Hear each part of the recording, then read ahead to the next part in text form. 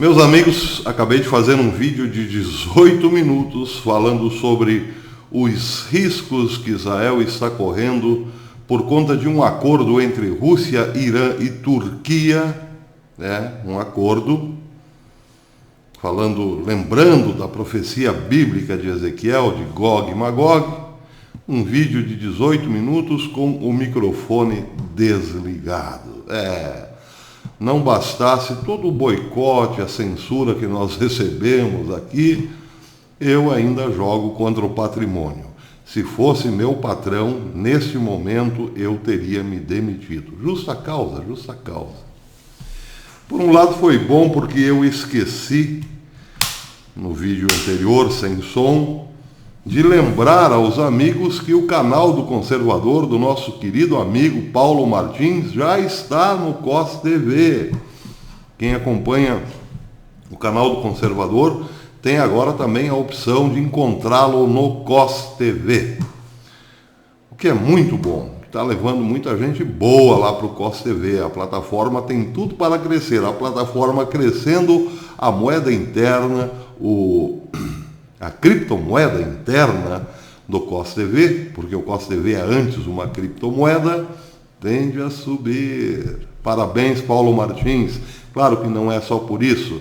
Ninguém está buscando o COS TV por desespero atrás de criptomoeda, e sim uma alternativa contra a censura que está ficando pior a cada dia, é claro. Bem, mas vamos à notícia, aquela de 18 minutos que eu acabei de dar. Terei que fazê-la diferente, porque como não tem um script, começarei de outro modo, diferente do que tinha começado antes. Antes comecei lembrando a história do rei Davi com Betsabá e o soldado Urias. Agora vou começar pela Bíblia de novo, evidentemente, mas por Gog e Magog. Diz a profecia de Ezequiel que Gog e Magog se aproximariam perigosamente de Israel para tomar os seus despojos, suas riquezas. Bem, rápido parênteses na passagem bíblica de Gog e Magog para a realidade. Rápida passagem, melhor dizendo. Depois que Israel encontrou o poço de Leviatã, uma das maiores bacias de gás natural do mundo, as coisas esquentaram e muito na região da Síria, principalmente na região ali próxima da Turquia, Alepo e Idlib. Foi planejado? Não sabemos ao certo, mas daquele momento em diante, quando Israel anunciou ao mundo que já estava extraindo gás natural de Leviatã, uma articulação muito estranha começou a acontecer entre Erdogan e Vladimir Putin. Bem, o que acontece de fato é o seguinte: Vladimir Putin e Erdogan combinaram uma guerra. Sim, uma guerra na região de Idlib, e esta guerra tem criado vários transtornos, principalmente para a Grécia no momento. Transtorno porque seres humanos estão sendo desalojados de suas casas. Vão para campos de refúgio, de abrigos provisórios, e desses abrigos provisórios passam para outros, e outros entram dentro da Turquia, e da Turquia são levados para a fronteira com as ilhas gregas, que já estão superlotadas de refugiados. Esses refugiados, na sua maior parte, são curdos. Pois bem, por que digo eu que esta briga entre Turquia, Síria e Rússia é combinada? Porque há uma semana atrás, duas poderosas fragatas russas passaram pelo Estreito de Bósforo para chegar lá no finalzinho do Mediterrâneo, próximo à Síria. Duas fragatas russas cruzaram por debaixo dos bigodes de Erdogan num momento crítico em que Síria e Rússia atacavam a Turquia, e a Turquia, por sua vez, respondia os ataques à Rússia e à Síria. Naquele momento, 2 fragatas poderosas deveriam ser paradas se a guerra fosse séria. Para os navios e pergunta, e aí, amigos, para onde estão indo? Nem isso foi feito. Pois é. Hoje, quinta-feira, dia, para registrar aqui, dia 5 de março de 2020, quinta-feira, o poderoso Vladimir Putin encontra-se com o seu colega também poderoso Erdogan no Kremlin. A matéria saiu agora no RT News. O presidente da Rússia, diz a matéria, Vladimir Putin, reúne-se na quinta-feira em Moscou com o seu colega turco Recep Erdogan para encontrar uma maneira de resolver a crise na província síria de Idlib. Ao se reunir com o líder turco, o presidente russo confirmou que a escalada da situação em Idlib chegou a tal ponto que é necessário uma conversa pessoal direta entre os dois líderes. Putin expressou suas condolências a Erdogan pela grande tragédia que levou à morte de soldados turcos na Síria, enquanto reiterava que ninguém sabia o paradeiro dos soldados na época da ofensiva síria. Aqui quer dizer o seguinte, logo depois que 33 soldados turcos tiveram os seus CPFs cancelados por um ataque sírio, a mídia turca disse que eles tinham as coordenadas de onde essas tropas se encontravam. A coordenada provavelmente foi passada para a Rússia, que avisou a Força Aérea da Síria, que por sua vez bombardeou as tropas. A Rússia negou que tinha o endereço das tropas perto da região de Idlib, mas ficou o disse pelo não disse. O fato é que sim, a Síria sabia onde estavam as tropas turcas. Por sua parte, Erdogan enfatizou a importância da reunião com Putin e estava confiante de que as decisões que dela resultarão aliviarão a situação em Idlib. Idlib está arrasada. Eu não posso mostrar as imagens aqui porque o vídeo tomba, o vídeo cai. Eu tenho imagens até bastante fortes. Idlib está arrasada. Parte de Idlib virou um campo de barracas, num frio intenso. Crianças convivendo com a lama, o frio e a insegurança dos ataques, evidentemente. Essas barracas logo chegarão à Turquia, ou seja, mais uma grande leva de refugiados, porque a Turquia é o único caminho para a Europa de gente desesperada buscando um lugar para recomeçar a vida. A ideia desses refugiados é chegarem na Grécia continental, passando evidentemente pela Turquia, chegando às ilhas gregas, e das ilhas gregas à Grécia continental e de lá buscar outros países europeus. Pois bem, o fato é que só o fazem porque estão sendo sistematicamente desalojados de suas regiões, de suas casas, de suas propriedades. A quem interessa todo esse conflito? Em primeiro lugar, interessa a Turquia, que quer ver o quanto mais longe possível os curdos da região de Alepo e Idlib, o quanto mais distantes do seu próprio território. E isso também para enfraquecer o partido curdo PKK dentro da Turquia. Por que Erdogan quer ver-se livre dos curdos? Porque os curdos reivindicam um Estado próprio, um Estado nacional curdo, que pegaria uma faixa da Turquia, uma faixa da Síria e uma faixa do Irã. Portanto, também a Síria quer livrar-se dos curdos. E o Irã, é claro, assiste a tudo com as mãozinhas entrelaçadas, com muito sorriso no rosto. Curdos, vão-se. E os curdos coitados chegam agora aos portões da Grécia. A quem interessa, pergunto outra vez, agora uma Grécia desestabilizada? A Rússia e a Turquia. Vejam, quando Israel anunciou ao mundo que já estava extraindo gás natural de Leviatã, anunciou também um grande acordo com a Grécia.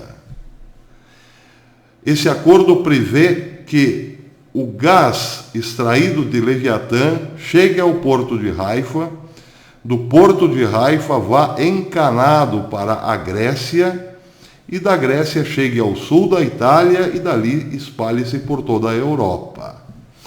Isto significa que a Grécia, da noite para o dia, pode tornar-se, sim,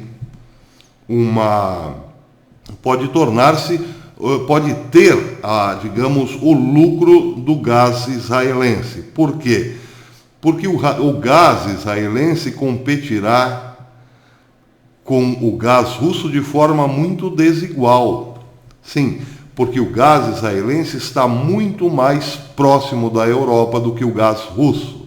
Chegará na Europa a um preço muito menor, depois do acordo de Israel com a Grécia.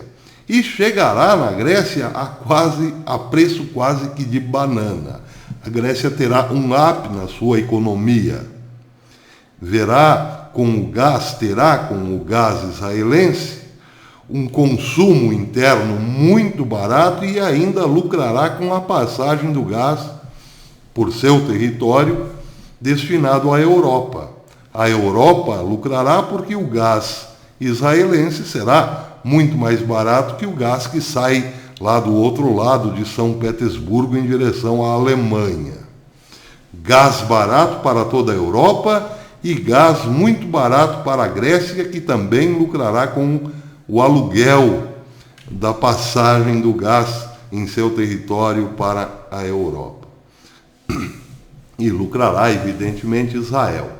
Israel chamou para esse acordo também o Egito e acenou para a autoridade palestina que, se criar juízo, terá também participação nos lucros do gás de Leviatã. Mas a relação entre Israel e Egito, que também se estenderá para o Sudão, que fica abaixo do Egito, preocupou e muito Erdogan, que imediatamente mandou as suas tropas para a Líbia, lá do outro lado do Mediterrâneo, mandou as tropas turcas para a Líbia com a justificativa de apoiar um governo apoiado pela ONU, porque a Líbia está em guerra civil. Pois bem, o que na verdade Erdogan quer é um fluxo constante de seus navios de guerra passando ao lado da bacia de Leviatã. É claro que Erdogan tem intenções sim, em relação à bacia de Leviatã, e estará com essa artimanha política de entrar na Líbia muito próximo à bacia de Leviatã, e também terá os seus navios de guerra ali controlando todo o fluxo de outros navios que podem partir de Leviatã. Pois bem, já a Rússia interessa também que a Grécia se desmantele, que o gás de Leviatã não chegue à Europa. Por quê? Porque ela é a fornecedora maior hoje do gás europeu através da Alemanha. É claro que esses países têm, sim, um grande interesse em desmantelar as riquezas, ou melhor, tomar posse das riquezas, dos despojos de Israel.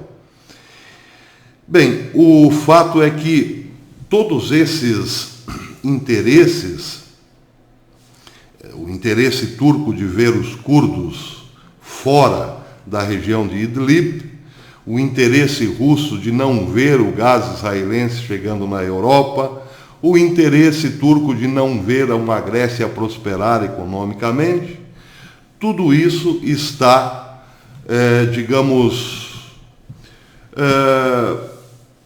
de muito acordo com o que pensam hoje Erdogan, Vladimir Putin e Bashar al-Assad. Putin, a cada crise na Síria, vai assenhorando-se do pedaço. Bashar al-Assad, a cada crise, vê o seu regime despótico cada vez mais sustentado pelo exército russo.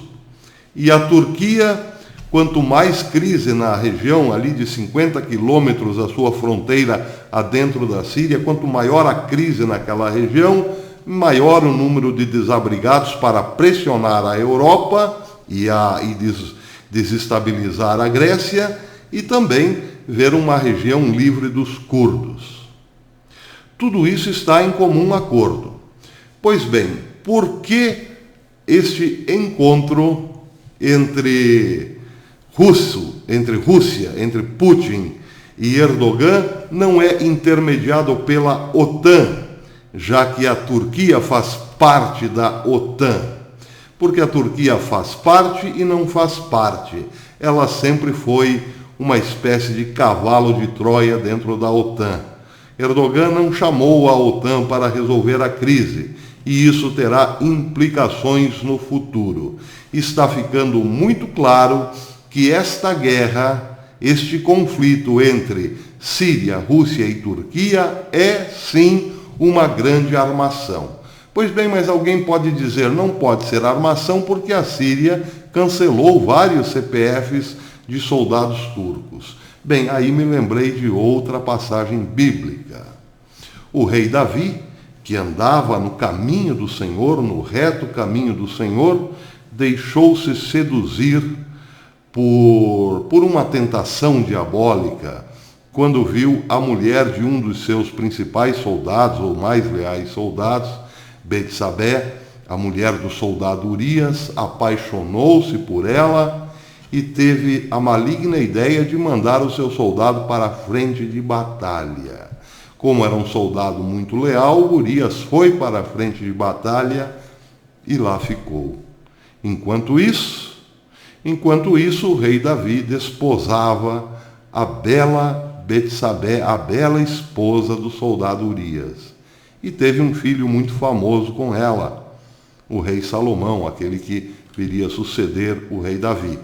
Pois bem, o Senhor Deus castigou fortemente o rei Davi, que arrependeu-se amargamente, e Davi teve sim uma grande, digamos,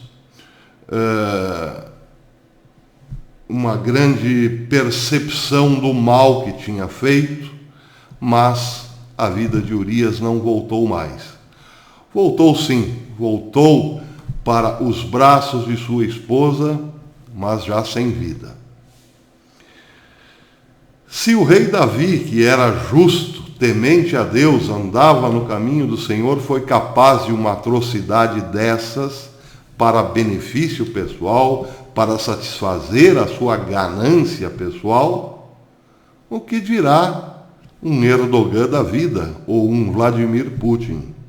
Erdogan pode ter sim muito bem mandado 33 soldados para um determinado ponto da região de Idlib e passado as coordenadas para atores sírios. E depois, ao receber os soldados em sacos plásticos, tinha um argumento poderoso para bombardear pesadamente a região de Idlib e Alepo, lá onde se encontram os curdos. O fato, meus amigos, é que os Estados Unidos, muita gente se pergunta, que estavam ali na região, já não estão mais. Por que os Estados Unidos deram um livre curso à Turquia? Porque na reunião do G8 em Paris, o menino Macron fez um apelo emocionado ao presidente norte-americano que tirasse as suas tropas da região e deixasse a Turquia resolver os seus problemas lá, porque naquele momento a Europa estava na iminência de receber 1 milhão de refugiados, era a ameaça de Erdogan na época, e aquilo poderia ser, sim, trazer à Europa, segundo Macron, um colapso econômico e social. Fez um apelo, uma pressão a Donald Trump, e Donald Trump retirou as suas tropas da região, deixando os curdos à sua própria sorte. Bem, na verdade, o que Turquia e a Rússia queriam era exatamente isso, concentrarem-se cada vez mais em terras sírias.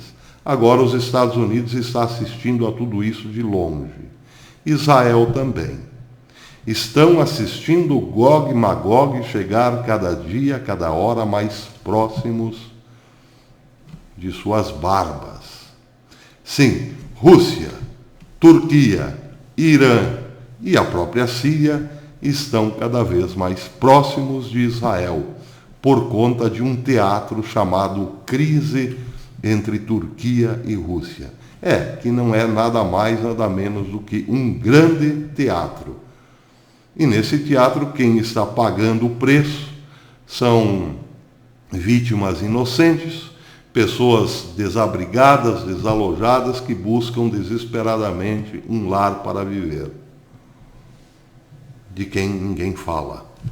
Pois é, meus amigos, estamos chegando muito próximos do cumprimento de uma profecia, a profecia de Gog e Magog. Eles chegaram próximos a Israel, porque querem as suas riquezas.